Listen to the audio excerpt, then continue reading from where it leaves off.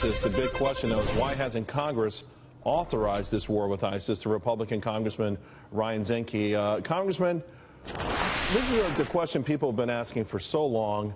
Why hasn't Congress said, hey, listen, this is a war. I know the president has a role in this, but it feels like there hasn't been any pressure from the Congress on either side of the aisle.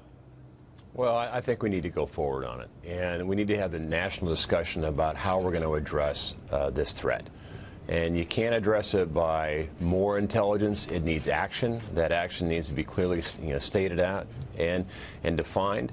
And look, we have in the United States, we have a border that's porous. We are not vetting our refugees.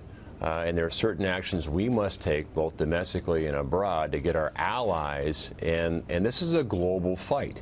And we know where ISIS is. We don't need any more intelligence. What we need to do is take the fight to ISIS now, and otherwise we'll continue to see these events happen both domestically and abroad until we start getting serious. And we have to lead this. No other nation can or will step up to the plate.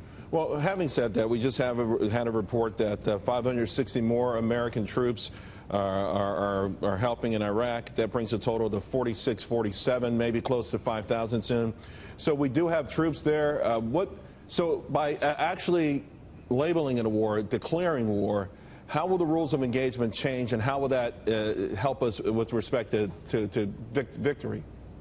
Well, right now the rules of engagement are too tight. In many cases, collateral damage is more important than defending our troops that are in contact.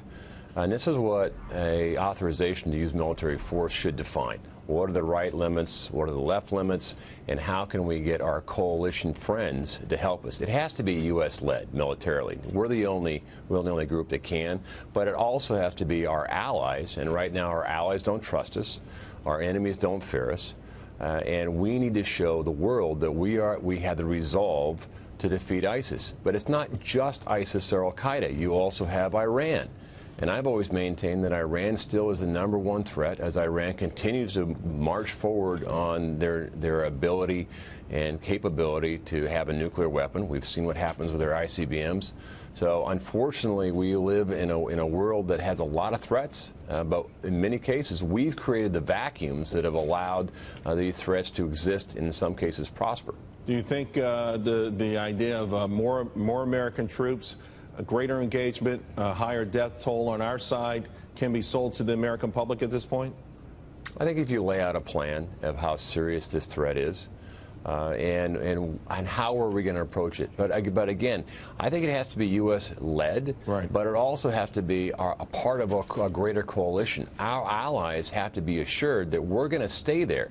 And you can't assure it by having red lines that are immediately broke or saying we're going to coordinate intelligence. It's going to take action.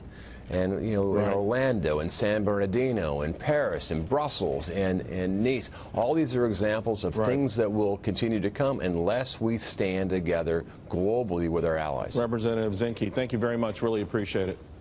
My pleasure.